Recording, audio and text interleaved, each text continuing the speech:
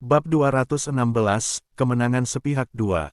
Yan Xiao memang berbakat, tetapi dia juga seorang pemula, dan belum seminggu sejak dia tiba di divisi pemanah. Bagaimana mungkin dia akan menantang murid lain? Xie Yun berharap dia bisa menangkap bocah bau yang sembrono itu dan menghajarnya habis-habisan.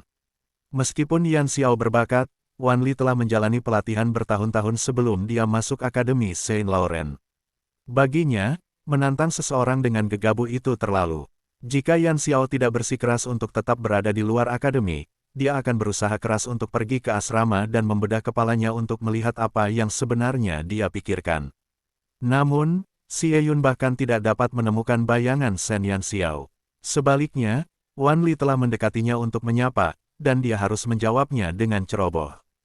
Waktu berlalu, dan beberapa duel telah dimulai. Namun, Shen Yan Xiao belum tiba di lapangan tembak. Ekspresi wajah Wan Li tampak buruk. Awalnya, dia bahkan tidak peduli apakah Shen Yan Xiao akan muncul dalam duel atau tidak karena dia yakin bahwa hasil duel akan sama saja. Namun, karena Sui Yu juga ada di sana untuk menonton, dia sangat ingin Shen Yan Xiao datang sehingga dia bisa menginjak-injaknya dan memamerkan keahliannya. Jangan bilang kalau bocah bau itu takut dan memutuskan untuk mundur dari pertarungan ini. Wan Li menggertakkan giginya sambil menatap pintu masuk dengan cemas. Murid-murid lainnya juga memiliki pemikiran yang sama. Mereka telah mendengar tentang siswa tahun pertama yang tak kenal takut dan bagaimana ia berani menantang siswa elit dari kelas ungu. Mereka juga telah mendengar tentang busur 3 juta koin emas, jadi mereka ingin sekali melihat penampilan Shen Yan Xiao. Tepat ketika semua orang mengira Shen Yan Xiao akan mundur dari duel, sesosok mungil muncul di pintu masuk lapangan tembak. Tubuhnya kecil, dan ia mengenakan jubah merah panjang dengan pita hitam yang diikatkan di punggungnya. Pita besar itu sangat kontras dengan bentuk tubuhnya yang ramping. Banyak yang bertanya-tanya apakah pita itu akan lebih tinggi darinya jika diluruskan dan diangkat ke atas. Dia akhirnya sampai di sini. Wan Li menghela napas lega, dan ada kilatan tajam di tatapannya. Semuanya sempurna, dan dia memutuskan untuk memanfaatkan si idiot itu sebaik-baiknya untuk menunjukkan penampilan yang luar biasa di depan Xie Yu. Dia ingin semua orang tahu bahwa dialah yang terkuat di antara semua siswa tahun pertama. Xie Yun akhirnya melihat si bocah kecil yang nekat itu. Dia harus menyeka keringat dinginnya diam-diam saat melihat ekspresi Yan Xiao yang tenang. Anak itu terlihat tenang sekali. Apakah dia tidak tahu apa yang akan dihadapinya? Xie Yun khawatir Wan Li akan mengalahkan Yan Xiao karena pemuda itu melebih-lebihkan kemampuannya sendiri. Kekalahan seperti itu dapat menghancurkan kepercayaan diri seorang pemuda. Namun, dia tidak punya alasan untuk menghentikan tantangannya karena kedua belah pihak telah tiba di lapangan tembak. Ia hanya bisa berdoa dalam hati agar mental pemuda itu tabah menghadapi kekalahan itu dan berharap agar tidak patah semangat karenanya. Dapat dikatakan bahwa tidak seorang pun di lapangan tembak percaya bahwa Shen Yan Xiao akan menang atas Wan Li. Bahkan Xie Yun, yang mendukung bakat Yan Xiao, memiliki pemikiran yang sama. Bagaimana mereka bisa bersaing dengan perbedaan kekuatan yang begitu signifikan? Sementara itu, di sudut gelap tertentu, 4 penjahat jahat menatap sosok kecil, yang menjadi pusat perhatian semua orang. Kemudian mereka memulai diskusi tanpa malu-malu. Bab 217, Kemenangan Sepihak 3. Apa? Kenapa dia masih anak kecil? Tang Nazi mengambil segenggam biji melon dan memasukkannya ke dalam mulutnya. Dia bersikap seolah-olah tidak ada yang salah dengan seorang siswa dari divisi herbalis yang muncul di tantangan divisi pemanah. Usianya tampaknya mirip dengan Shen Jue. Seekor binatang buas yang menyelinap dari divisi pendeta menatap anak itu. Fisiknya juga hampir sama. Yang Si menyipitkan matanya. Yang Si, apakah kamu tidak punya tantangan hari ini? Mengapa kamu datang pagi-pagi sekali? Aku sudah menyelesaikannya. Yang Si mengangkat bahunya. Tang Nazi terdiam. Berdasarkan waktu kedatangan Yang Si, dia pasti telah mengalahkan lawannya dalam waktu kurang dari 3 menit. Selain penampilannya, anak ini memang memiliki beberapa kemiripan dengan Xiao Jue kita. Qixia bersandar di dinding dengan anggun. Ia berpikir keras saat melihat sosok mungil yang tampak familiar itu. Anak ini tidak secantik Xiao Jue kita, Tang Nazi membantah dengan marah. Qixiao memutar matanya. Shen Jue dan anak di depan mereka hanya punya satu perbedaan, yaitu 1 titik hitam. Itu hanya 1 titik hitam tambahan di wajah, tetapi selain itu, keduanya punya ekspresi yang mudah dilupakan. Mengapa Xiao Jue masih belum datang? Qixia menatap Tang Nazi. Karena mereka berdua tinggal di asrama yang sama, dia pikir Tang Nazi tidak bisa dimaafkan karena tidak mengajaknya. Tang Nazi tampak menyesal ketika berkata, "Saya harap dia datang. Saya tidak tahu apa yang sedang dia lakukan akhir-akhir ini. Dia menghilang setiap hari setelah makan siang. Sungguh misterius." Qixia mengerutkan alisnya, tetapi dia tidak mengatakan apapun lagi. Sepertinya dia menyembunyikan sesuatu yang lucu. "Baiklah, karena kita tidak punya hal yang lebih baik untuk dilakukan, mengapa kita tidak bertaruh saja?" Qixia menatap ketiga orang lainnya. "Apa yang kita pertaruhkan?" Ketiganya berseru serempak. Qixia mengangkat dagunya dan menggunakan rahang bawahnya untuk menunjuk Shen Yanxiao, yang baru saja berjalan menuju Wan Li. "Mari kita bertaruh apakah siswa dari kelas merah atau kelas ungu yang akan memenangkan tantangan ini. Apakah kamu yakin?" Tang Nazi tersadar. Ya, ayo, sudah lama aku tidak berjudi, jadi sekaranglah saat terbaik untuk melakukannya." Tang Nazi bersemangat untuk memulai taruhan. Suara Tang Nazi begitu keras sehingga para siswa di sekitarnya menyadari kehadiran keempat binatang ajaib itu. Ketika mereka melihat bahwa keempatnya, yang tidak ada hubungannya dengan divisi pemanah, berada di lapangan tembak, rahang mereka ternganga. Keempatnya bahkan berani mengumumkan taruhan mereka di depan umum. Apakah mereka tidak tahu arti mengintip? Mereka bukan dari divisi pemanah, jadi mengapa mereka ada di sana? Meskipun mereka membenci kehadiran mereka, para siswa dari divisi pemanah tergoda ketika mereka mendengar bahwa taruhan itu terlibat. Semua orang bersemangat ketika mereka mengetahui taruhan itu menyangkut tantangan antara Wan Li dan Shen Yanxiao. Apakah mereka masih harus bertaruh? Siapapun bisa menebak pemenangnya dengan jari kaki mereka. Karena mereka dapat dengan mudah memprediksi hasilnya, bukankah itu peluang bagus untuk mendapatkan uang tambahan? Siswa yang tadinya tidak berniat ikut, berubah pikiran saat mendengar tentang taruhan tersebut. Mereka langsung ikut berjudi sambil melambaikan dompet dan berteriak. Bab 218, tantangan dimulai. 1. 99% siswa bertaruh pada Wan Li untuk menang, dan hanya 4 binatang yang menjalankan taruhan tersebut yang secara diam-diam menaruh kantong mereka pada Shen Yanxiao. Shen Yanxiao berdiri di depan Wan Li di bawah perhatian publik, dan sosok mungilnya tampak sangat rapuh. Begitu tajam kontras antara keduanya, sehingga tak seorang pun menyangka Shen Yanxiao akan memenangkan tantangan itu. "Beraninya kau datang." Wan Li mengangkat kepalanya dengan bangga dan menatap lawannya yang lebih lemah dengan jijik. "Kenapa tidak?" Shen Yanxiao terkekeh pelan dan menurunkan klimens dari punggungnya. Dia mengernyitkan alisnya dan menatap Wan Li yang sombong. Lalu dia berkata, "Berhenti bicara omong kosong. Katakan saja bagaimana kamu ingin bertanding." Bocah itu sudah hampir mati, tapi dia masih berani bersikap sombong. Wan Li hampir muntah darah karena kesal dan marah dengan ketenangan Shen Yanxiao. "Sederhana, yang terbaik dari 3. Panahan target tetap, panahan target bergerak, dan panahan tempur. Jika kamu bisa memenangkan 2 pertandingan dari 3 pertandingan, maka itu kemenanganmu." Wan Li mencibir. Anak itu mungkin bahkan tidak tahu aturan tantangannya. Sungguh idiot yang tak kenal takut dan bodoh. Tentu saja, Shen Yanxiao bisa menebak dan memahami apa yang dimaksud dengan pertandingan itu. "Baiklah," Wan Li mengangguk sambil mencibir. Kemudian dia menoleh ke arah Xie Yun, dan ekspresi arogannya berubah menjadi rasa hormat. "Guru Xie Yu, saya menerima tantangan murid ini, tetapi saya melakukannya di luar kemauan saya. Untuk menjamin keadilan dalam tantangan ini, saya ingin mengundang Anda untuk menjadi wasit kami." Wan Li punya rencana yang brilian. Jika Xie Yu setuju menjadi wasit mereka, maka ia harus tinggal selama 3 pertandingan sebelum ia bisa pergi. Itu akan menjamin bahwa ia akan punya cukup waktu untuk menunjukkan bakatnya kepada Xie Yun. Shen Yanxiao mencibir dalam hati ketika Wan Li berkata, melawan keinginannya. Dia ingat dengan jelas bagaimana Wan Li menghalangi jalannya untuk mengajaknya menantang. Bagaimana itu berubah menjadi sesuatu yang dia tantang dengan paksa. Xie Yun menatap Wan Li, lalu Shen Yanxiao. Ia ragu sejenak, sebelum berkata, "Baiklah, harap diingat untuk tidak berlebihan atau menyakiti siapapun selama pertandingan." Karena ia tidak dapat mencegah tantangan itu, paling tidak yang dapat ia lakukan adalah membuat Wan Li menahan diri. Mengenai rencana kecil Wan Li, bagaimana mungkin Xie Yun yang cerdik tidak menyadarinya?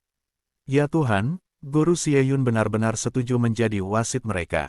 Status Wan Li di hati Guru Xie Yun pasti, para siswa yang berdiri di samping terkejut dengan jawaban Xie Yun. Meskipun beberapa siswa berhasil mengundang guru lain untuk menjadi wasit tantangan mereka, tidak ada yang berhasil mengundang Xie Yun. Xie Yun tidak hanya datang ke lapangan tembak secara tiba-tiba, tetapi dia juga membuat pengecualian untuk menjadi wasit tantangan. Orang hampir tidak dapat mempercayainya. Seberapa berpengaruhnya Wan Li, hingga mampu mengundang Xie Yun.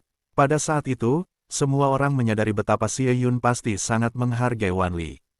Kalau tidak, Xie Yun tidak akan membuat banyak pengecualian untuknya. Tidak seorang pun menduga akan adanya ketegangan dalam pertandingan tersebut, karena itu praktis merupakan pertunjukan pribadi Wan Li. Semua orang khawatir dengan Shen Yanxiao karena dia akan melawan Wan Li. Dia bisa saja menantang siapapun, jadi mengapa dia memilih Wan Li? Dia adalah bakat yang sangat disukai Xie Yun. Terima kasih, Guru Xie Yun. Wan Li mengucapkan terima kasih dengan hormat. Saat dia berbalik, dia menatap Shen Yanxiao dengan bangga.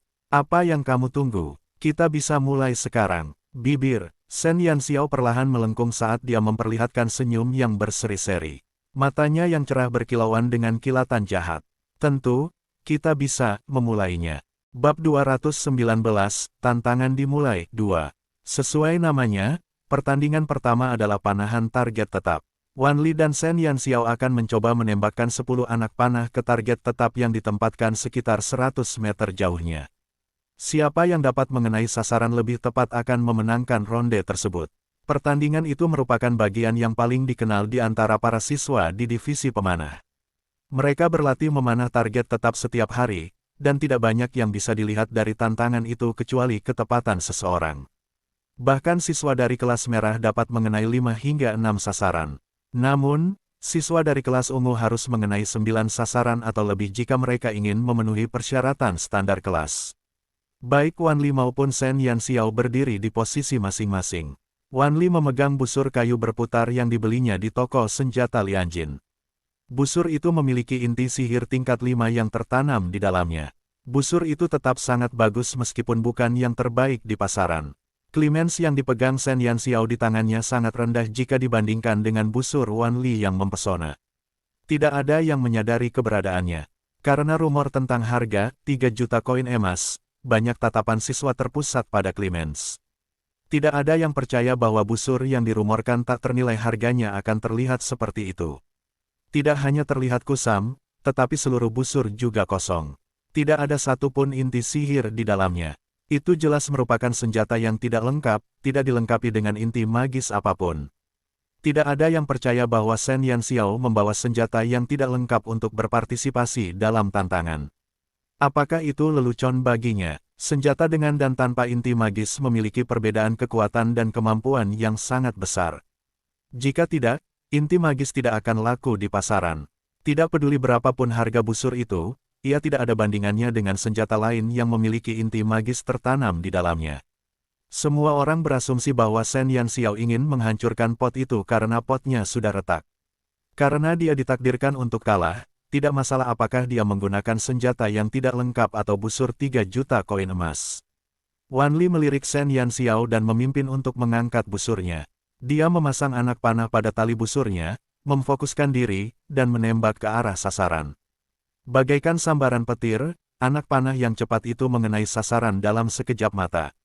Indah sekali, para siswa divisi pemanah terkesima dengan postur tubuh dan ketepatan Wan Li yang sempurna. Mereka bahkan dapat menggunakan keterampilannya sebagai bahan ajar di akademi. Bahkan Xie Yun tidak dapat menemukan satu pun cacat pada postur tubuhnya.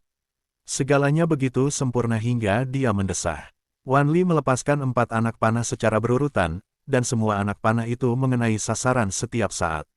Keempat anak panah itu sangat dekat, dan tidak ada satupun yang lepas dari lingkaran merah. Di sisi lain lapangan, Shen Yanxiao tidak melakukan satu gerakan pun.